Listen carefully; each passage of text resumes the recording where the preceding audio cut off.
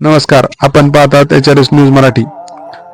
आषाढी वारी करिता अखंड महाराष्ट्रातून लाखो वारकरी पंढरपूरकडे मार्गक्रमण करत आहेत।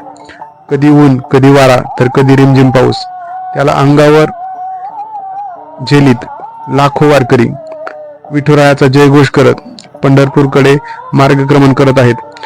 त्यांना विठ्ठल रुक्मिणीच्या दर्शनाची ओढ लागली आहे। पंढरपूरच्या वाटेवर राज्य व राज्याबाहेरील लाखो वारकरी मोठ्या भक्तिभावाने वारीच्या वाटेवर चालत आहेत। अहिल्यानगर तालुक्यातील कामरगाव येथील कामाक्षा माता पायी दिंडी पंढरपूरकडे चालली असून कामरगाव ते पंढरपूर हे अंतर असून वारकरी दररोज किमान 20 ते 22 किलोमीटर अंतर पार करत आहेत। रस्त्याने चालताना ते दमून भागून थकून जातात।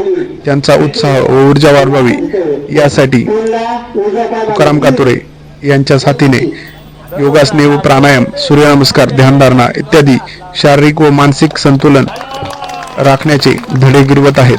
वारकरी त्यांना भरपूर प्रतिसाद देत असून विश्रांती स्थळावरती मनोरंजनातून सामाजिक धार्मिक प्रबोधन होण्यासाठी सुरेखा ढवळे व मच्छिंद्र थोरात हे भारुडाद्वारे अध्यात्माची जनजागृती करीत आहेत। देवभक्तीकरिता देशभक्ती व्हावी या भावनेतून व्यसनमुक्तीचे मार्गदर्शन व प्रबोधन केले जाते। त्यातून मगर व कातोरे या तरुणांनी व्यसनमुक्तीचा संकल्प सोडला असून त्यांना ज्येष्ठ वारकरी हरिदादा ठुकळ यांच्या हस्ते तुळशीमाळ घालण्यात आली। सर्व धर्म समभावाचा समतोल राखावा। सर्व जाती धर्माचे वारकरी या वारीमध्ये पंढरपूरकडे मार्गक्रमण करत आहेत। तसेच तरुणांसोबत वयोवृद्ध वारकरी देखील हातात झेंडे घेऊन विठुरायाचा जयघोष करत पायी दिंडीने चालले आहेत।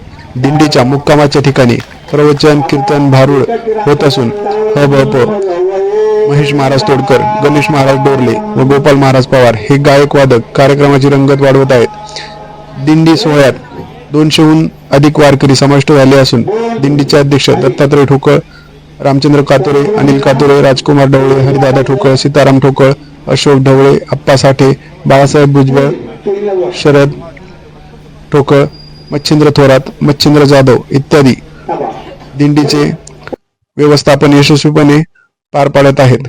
यंदा दिंडीचे 5वे वर्ष असून पंचक्रोशीतील वारकरी मोठ्या संख्येने या दिंडीमध्ये सहभागी झालेले आहेत। Bureau report HRs news Marathi.